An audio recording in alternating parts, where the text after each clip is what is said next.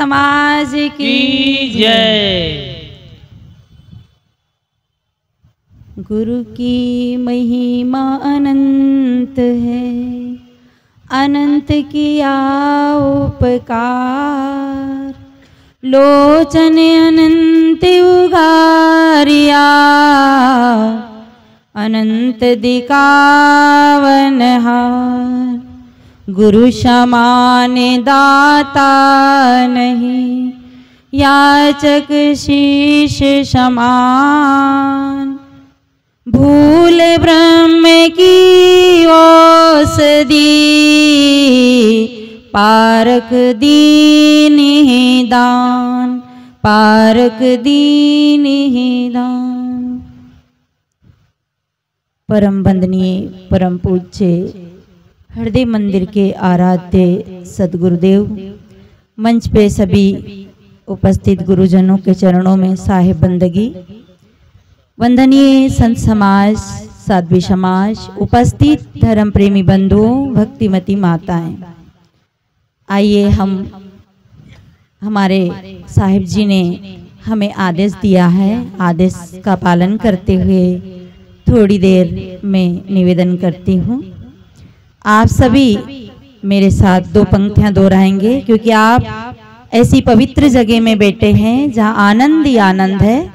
आनंद ही आनंद बरस रहा, गुरुदेव तुम्हारे चरणों में। आनंद ही आनंद बरस रहा, गुरुदेव तुम्हारे चरणों में। मेरी शर्त ये रहेगी, सब बोलेंगे, केवल दो ही पंक्तियां दोहराएंगे, पूरा भजन नहीं गाऊंगी।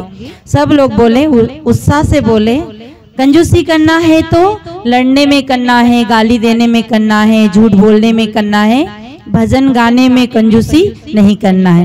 आनंद ही आनंद बरस रहा, गुरुदेव तुम्हारे चरणों में। आनंद ही आनंद बरस रहा, गुरुदेव तुम्हारे चरणों में। गुरुदेव तुम्हारे चरणों में, गुरुदेव तुम्हारे चरणों में। सरकार तुम्हारे चरणों में, सरकार तुम्हारे चरणों में। आनंद ही आनंद बरस रहा, गुरुदेव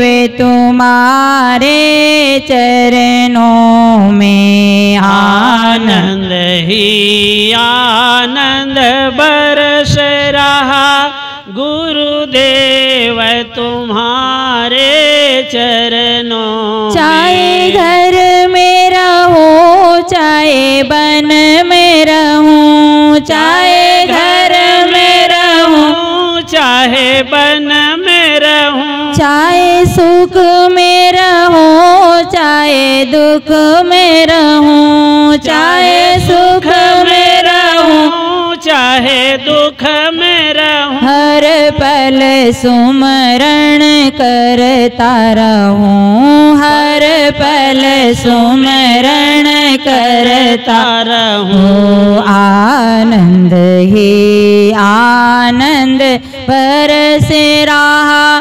गुरुदेव तुम्हारे चरणों में। आनंद ही आनंद बरस रहा, गुरुदेव तुम्हारे चरणों में। बोलिए सदगुरुदेव की। देखिए, आप अनेक अनेक महापुरुषों के अनेक अनेक विचार श्रवण कर रहे हैं, और सबका अपना अपना अलग अलग कहने का, बताने का तरीका अलग अलग। परंतु सार बात यह है, संत पंत सब जगत में, संत पंत सब जगत में बात बतावे तीन, राम हृदय मन में दया तन सेवा में लीन।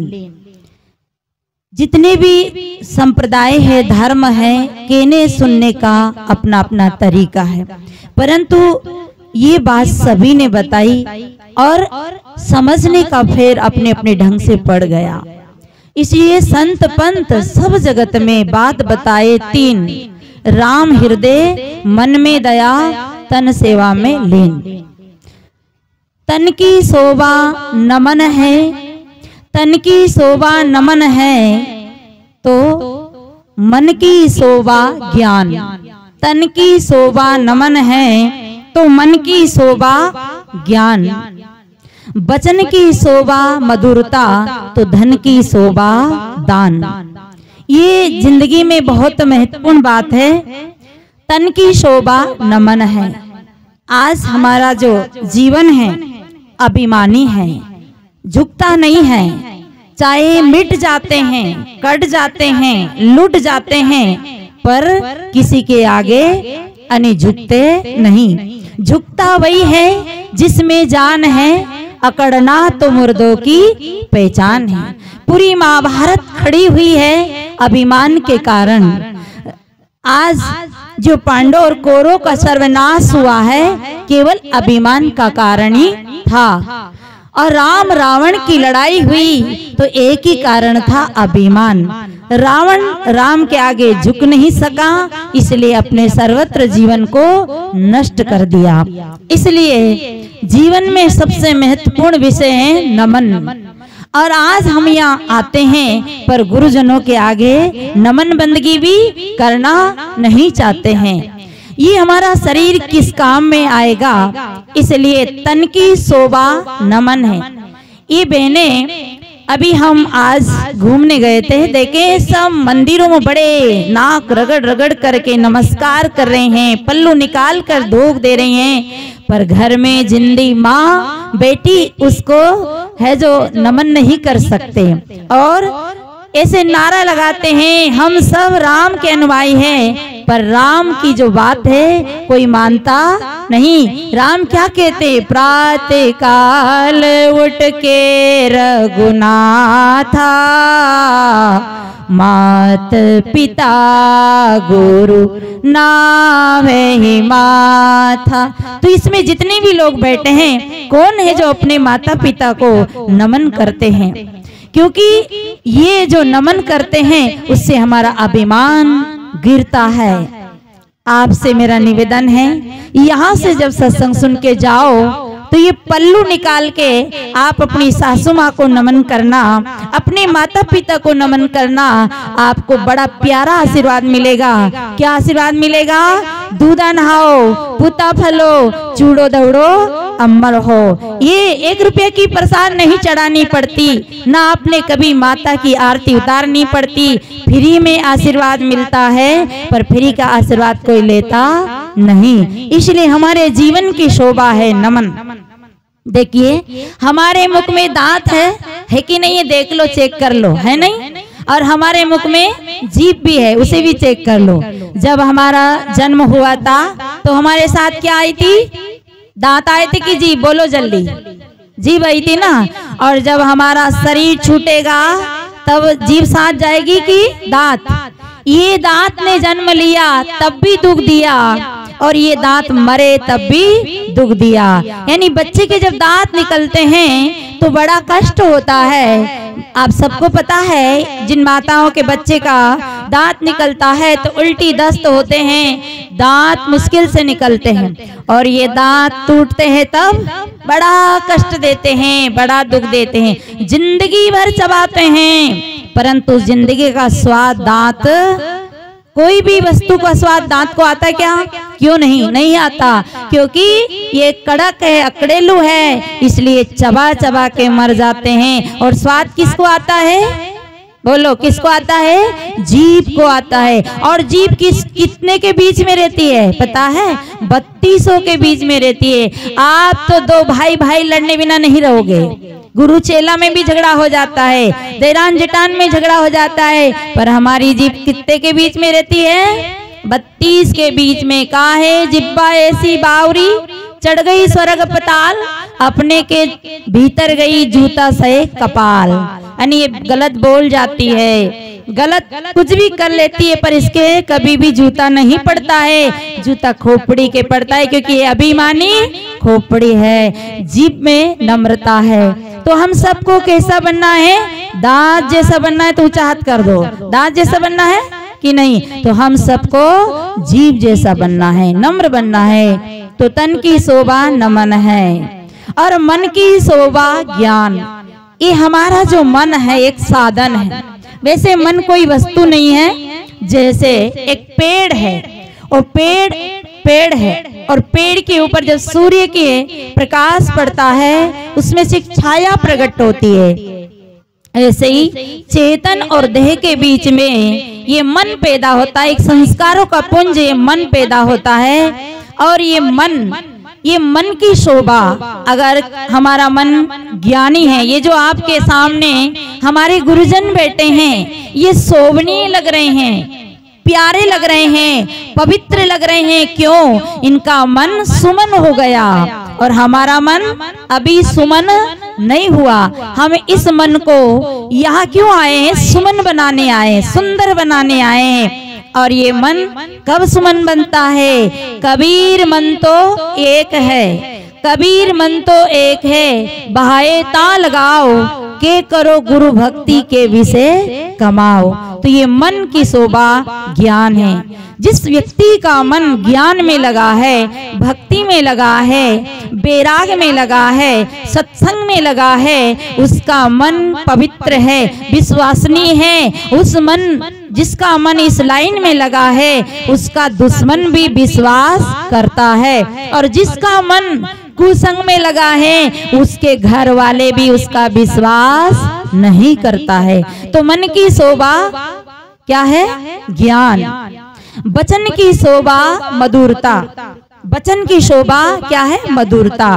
पवित्र वाणी हो, मीठी वाणी हो, बोलो कैसा बोलो कि बोलो चालो बको मत, खाओ पियो छको मत, करो धरो रखो मत, चलो फिरो छको मत। वाणी ऐसी बोली है, भी सुना था आपने? अरे एक वाणी कैकेयी ने बोली थी कि राजा दशरथ जी मूर्छित होकर भूमि पे गिर गए कि राम को वनवास और भरत को राज, शब्द ही मारा गिर पड़ा, शब्द ही छोड़या राज, और जिन जिन शब्द विवेक किया तिनका सर गया काज। अरे एक शब्द तापस विशेष उदासी और 14 वर्ष राम वनवासी। इतना सुनते ही राजा दशरथ जी मूर्छित हो गए, क्योंकि राजा दशरथ जी के अंदर विवेक नहीं जाग पाया। शब्द की चोट से राजा दशरथ जी गिर गए, पर वही राम विवेक किया। राम ने क्या कहा? सुन जननी सोई सुत बड़ भागी, जो पीत मात बचन अनुरागी।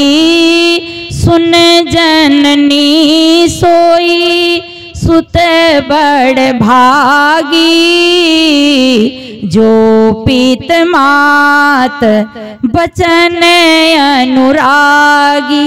यानी राम ने सोचा कि बन जाएंगे तो बन जाएंगे और घर में रहेंगे तो क्या होगा? राजनीति, कूटनीति, धर्म नीति, सभी नीति को अपनाना पड़ेगा। इसलिए उन्होंने विवेक कर लिया और उनके शब्दों को बुरा नहीं माना। कई विवेकी होते हैं जो गाली को गीत बना लेते हैं, और कई अविवेकी होते हैं जो गीत को भी गाली बना के और जहर की गोली खा के मर जाते हैं। इसलिए सज्जनों, ये वाणी का बड़ा संयम करना चाहिए। बोलना चाहिए, पर कितना बोलना चाहिए? बोलना चाहिए, पर क्यों बोलना चाहिए? जब आवश्यकता है तब बोलना चाहिए। इसलिए वाणी की शोभा मधुरता और धन की शोभा दान। ये हम धन को क्या करेंगे? देखिए, धन के ले जाने वाले 3 व्यक्ति है, यहाँ भी कोई बेटे ही होंगे। हमारे धन को 3 ले जाते हैं, आला वाला, भाला वाला और माला वाला, इन तीनों से धन को बचाइए। आला वाला, डॉक्टर साहब कल भजन सुना रहे थे नहीं, वो कान में लगावे आला, अब पड़ा मेरे पाला। अरे एक यहाँ कितना दोगे, 500 देंगे, 1000 देंगे, पर डॉक्टर साहब के पास जाने के बाद डॉक्टर जो जांच लिखेगा, सोनोग्राफी, खून की अनेक प्रकार की जो जांचें लिखेगा, तो 2-2.5 हजार तो यूं ही कर लेगा, और ज्यादा हार्ट अटैक, कैंसर आदि बता दिया तो पता नहीं कितना बनाएगा। इसलिए धन का दान करिए, दे दे जब तक तेरी दे। आज देखिए हमारे साहेब जी में देख रही हूँ कितना, यहाँ तो 25% लोग बैठे हैं, वहाँ तो 50% लोग हैं जो बैठे बैठे लेटे लेटे खा रहे हैं, फिर भी उनको खिला रहे हैं। सोचिए आज 4 दिन तक ये मेला लग रहा है, पता नहीं कब से लग रहा, मैंने तो कल से ही देखा है। तो ये कौन खिला रहा है? ये यहाँ के संत खिला रहे हैं। हम आते हैं, हमारा भी दान का सदुपयोग होना चाहिए। अस्पताल से बचाइए और माला वाला भाला वाला से बचा के दान करिए, धन का सदुपयोग करिए। कहते हैं दे दे जब तक तेरी दे, दे मिलेगी खाक में कौन कहेगा दे। जब ये दे खाक में मिल जाएगी तो कोई आप पे कहने नहीं आएगा कि दे। इसलिए धन की शोभा दान है। काहे खाया पिया अंग लगेगा, खा लिया करो, ज्यादा कंजूसी मत किया करो, खा लेना चाहिए। खाया पिया अंग लगेगा और लिया दिया संग चलेगा, लिया दिया संग चलेगा, और रखा रखा में जंग लगेगी, और बीचू सांप बनकर डोलोगे वहाँ तो आपकी कोई खबर भी लेने वाला नहीं होगा। इसे कबीर साहब ने कहा ना, माया मरी न मन मरा, मर मर जात। याद है क्या आप लोगों को ऐसा की है तो बोलो, माया मरी ना मन मरा, मर मर जात शरीर, आशा तृष्णा ना मरी, कह गए साहब कबीर। इसलिए सज्जनों, धन की शोभा क्या है? दान। तन की भी शोभा दान है। तो हमारे धन को आला वाला ले जाएगा, और भाला वाला चोर, चोर अगर घर में घुसे, अब दूसरा चोर है ना टैक्स वाले, वो तो अब घुसते नहीं है, छापाई मारते हैं और सेंध नहीं लगाते, दीवार नहीं तोड़ते हैं। इसलिए सबसे बचाकर परोपकार में लगाइए। परहित सरिष धर्म नहीं भाई, हमारे सभी धर्म ग्रंथ अच्छी बात बता रहे हैं। इसलिए सज्जनों, धन से दान करें। तो आला वाला से बचाइए, माला वाला से बचाइए। और माला वाला कौन है? ये जो आड़ा टेढ़ा तिलक वाले, बड़ी बड़ी माला वाले हमारा भविष्य देखते हैं। हमें ग्रह लगता है, हमें शनि पकड़ता है, शनि ऊपर रहते हैं और आकर हमारे पे टूट जाते हैं और वो हमें पकड़ लेते हैं। हमें लगे शनि और उतारे पंडित जी, भोजन करें हम, भूख भगे आपकी, विद्या पढ़े आप, नौकरी लगे हमारी, या विद्या पढ़े हम और नौकरी लगे आपकी। इसे कबीर साहब को कहना पड़ा, पंडित केरी पोतियां तीतर जैसा ज्ञान, और इनको सगुन बताते आप फंद में जात। तो हमारे धन को लूट ले जाते हैं और ये भाग दिखाते हैं, भविष्य दिखाते हैं। याद रखना, ये हमारा कोई भाग भविष्य नहीं जानते हैं। सदगुरु कबीर कहते हैं, करवैया वाला अपनी छाड़ बिरानी आस, और जाके आंगन नदियां बहे सो कस मरे प्यास। अपने भैया का भरोसा करो, अपने पुरुषार्थ का भरोसा करो। किसी को हाथ दिखाने की जरूरत नहीं, भाग दिखाने की जरूरत नहीं। इन ढोंगियों से धन को बचाइए और परोपकार में लगाइए। तो मैं निवेदन कर रही थी, एक साकी संत पंत सब जगत में बात बतावे तीन। क्या? राम हृदय, हमारा राम बाहर नहीं, राम हृदय में है। हृदय बसे ते राम ना जानी। सदगुरु कबीर साहब कहते हैं, पानी में मीन प्यासी, मोए सुन सुन आवे हासी। आत्म ज्ञान बिना नर भटके, कोई मतरा कोई काशी। आज हम भी राम की जो सीढ़ियाँ पीढ़ियाँ है, घाट देखने गए तो नागेश्वर जो मंदिर है, वहाँ सब लोग शिव जी को दूध चढ़ा रहे। और दूध में कितना पानी? 1 लोटा दूध और 15 लोटा, बोलो कितना लोटा पानी? हम देखे हैं पूरी बाल्टी सफेद सफेद। 1 लोटा दूध में अगर आपके घर में थोड़ी सी कम पत्ती की चाय बन जाए तो आप झगड़ा करोगे कि नहीं करोगे? करोगे ना कि तुम ऐसी चाय बनाए हो। पर बेचारे नागेश्वर जो भगवान है, भोलेनाथ है, चुपचाप बैठे हैं। पानी डालो, दही डालो, कुछ भी डालो, उनको दिन भर गीला रखो, सूखा रखो, वो बोलते नहीं, क्योंकि वो जड़ हैं, वो आपकी पूजा नहीं जानते। तभी कबीर साहब को कहना पड़ा कि कबीरन भक्ति बिगाड़िया, कंकर पत्थर धोय, अंतर में विसराग के अमृत डारी ना होय। ये कर रहे हैं लोग, भक्ति चढ़ा रहे हैं। मैंने कहा भैया कितना पानी डाला इसमें? अरे हम तो पानी कूड़ा दूध पीते नहीं, अरे हम तो दूध ही नहीं पीते, पर जो पीते हैं वो घर में इतनी तो परीक्षा कर लेते हैं कि इसमें अच्छा दूध नहीं डाला, ये चाय ठीक नहीं बनी, और ये दूध में ठीक से है जो तपाया नहीं। पर वो पानी डाल डाल करके बेचारे भोलेनाथ को चढ़ाए जा रहे हैं, पर भोलेनाथ चुपचाप बैठे हैं, क्योंकि उसमें बोलने की शक्ति नहीं। जाना नहीं, बूझा नहीं, समझ किया नहीं गौन, अंधे को अंधा मिले तो राह बतावे कौन। इसी सज्जनों, भक्ति के नाम से बड़ा आडंबर हो रहा है। तो राम आपके हृदय में है, राम को कहीं बाहर नहीं ढूंढना। तो सदगुरु कहते पानी में मीन प्यासी, मोए सुन सुन आवे हासी। आत्म ज्ञान बिना नर भटके, कोई मतरा कोई काशी। जैसे मृगा नाव कस्तूरी, बन बन फिरत उदासी। जल विच कमल, कमल विच कलिया, तापर भंवर निवासी। सो मन वस त्रिलोक भयो, यति सती सन्यासी। अंतिम बात बहुत महत्वपूर्ण है। जाको ध्यान धरे, कौन धरे? विधि अने ब्रह्मा। जाको ध्यान धरे विधि हरि हर, हरि अने विष्णु, हरि अने शंकर। हमारे सदगुरु कबीर सिरमौर थे, ज्ञानियों के सिरताज थे, और देवताओं के इंद्र के समान ज्ञानियों के इंद्र थे। इसे उनने कहा कि जाको ध्यान धरे। आप किसका ध्यान धरते हैं? शंकर जी का, विष्णु जी का, कृष्ण जी का।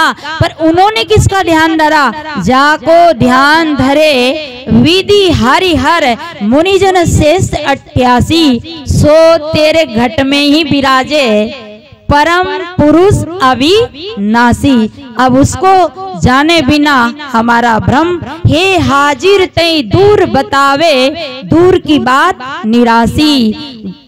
संतो पानी में मीन प्यासी, गुरु बिना भरम ना जासी। इसलिए सज्जनों, सभी महापुरुषों ने एक ही बात बताई कि राम हृदय मन में दया, सब प्राणियों पे दया करो। अगर मनुष्य सुनता है कि सिया राम में सब जग जानी, सुनता तो है परंतु मानता नहीं। अरे मुर्गी मार के आज का जो दिन है, हत्याकांड होंगे, आज कितनी हत्याएं होगी अगर राम के नाम से, देवी के नाम से। अरे कबीर साहब कहते कि माटी कर देवी देवा, काट काट जीव देया जी, और जो तोर साचा देवत खेत चरत क्यों लिया जी।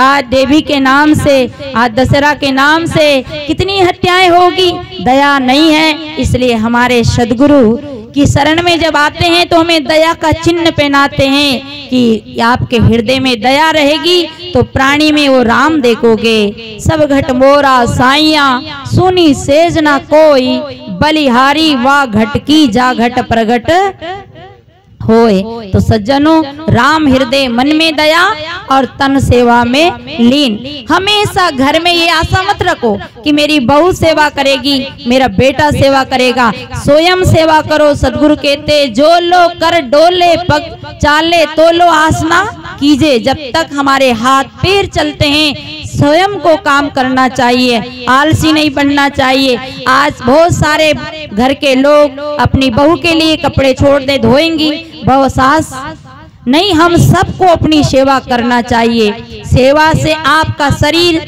विशुद्ध रहेगा, तन पवित्र सेवा करे, धन पवित्र करे दान, मन पवित्र तब होए, उदय होए उर ज्ञान। इसलिए हमेशा सेवा करो। पर हमारे यहाँ तो सेवा कब होती है? जब माँ बाप जिंदे रहते हैं तब सेवा नहीं होती है, जब माँ बाप मर जाते हैं तब सेवा करते हैं। आज देखे हैं बच्चे हैं जो अपने पिता के नाम से गाय के पूंछ पे पानी डाल रहे हैं। पिता मरे 10-20 साल हुआ, अब गाय को है जो वहां पहुंचा रहे स्वर्ग में। बताओ, पिता कब मरे और बेटा आज गौवा दान कर रहा है। जीवित पिता से दंगम दंगा और मरे पिता को छोड़े गंगा। जीते जीते दूध के लिए तरसा, पानी के लिए तरसा और अब सेवा करने के लिए भक्त बन गया। विचार नहीं करते, देवी देवता को जरा जरा सा भोग लगाते। चाय पीने वाले यूं करते, शराब पीने वाले यूं करते, और जिंदे को है जो जरा सी नारियल की चटक चढ़ाते हैं। विचार करो हम क्या सेवा कर रहे हैं। भूखे को भोजन, प्यासे को पानी, नंगे को चीर दीजिए, बस इससे बड़ी और कोई सेवा नहीं है। प्राणियों से बढ़कर कोई भगवान नहीं है। दुख की बात है, आदमी को पत्थर में भगवान दिखता है, झाड़ और पहाड़ में भगवान दिखता है, नदी नालों में पता नहीं कहाँ कहाँ भगवान दिखता है, पर नर में नारायण नहीं दिखता है। यही दुख की बात है। इसे सज्जनों, ज्यादा समय नहीं है, ये तो साहेब जी संत गुरुजनों की कृपा है जो आप लोग के सामने मुझे यहाँ इतना सा जो सम्मान दे दिया। मैं लायक नहीं हूँ, फिर भी साहेब जी ने यहाँ बुलाकर ये जो मुझे आदेश दिया, उनका आदेश का पालन करते हुए मैंने कुछ बातें आप लोग के सामने रखी। इसलिए ये बात को सबको याद करना है कि राम हृदय में है और मन में दया, तन सेवा में लीन। ये तीन बातें जिसकी जिंदगी में याद है, उसका घर ही मंदिर है, उसका जीवन ही स्वर्ग है। बोलिए सदगुरु देव की जय। साहेब बंदगी साहेब। साँच कहो तो मारन धावे, साँच कहो तो मारन धावे, झूठे जग पतियाना, संतों देखत जग बौराना। संसार की अज्ञानता पर, संसार के पागलपन पर बहुत ही अच्छा प्रकाश डालते हुए अभी हम लोग विचार श्रवण कर रहे थे। पुरा काल में धर्म ग्रंथों के अनुसार नारियों की 3 विशेषताएं सुनने को मिलती थी।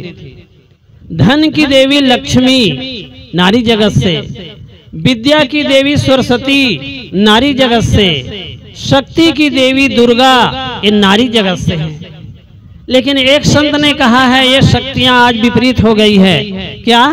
इन नारियों में देखने सुनने को मिलता है सबसे पहली विशेषता है झगड़ना। संत का कहना है नारियों में सबसे पहली विशेषता है झगड़ना, और झगड़ते झगड़ते थक जाए तब रोना, और रोते रोते थक जाए तब सोना, और सो करके जगना, और अपने पति से कहना मैं मायके चली जाऊंगी, तुम देखते रहना, देखते रहना, देखते रहना। इस शक्ति को जो विपरीत दिशा में है उसको सही दिशा में लाना कितना बढ़िया मार्गदर्शिका के रूप में हमारे सुश्री साध्वी साहिब ने विचार दिए। आइए अगले विचारक के रूप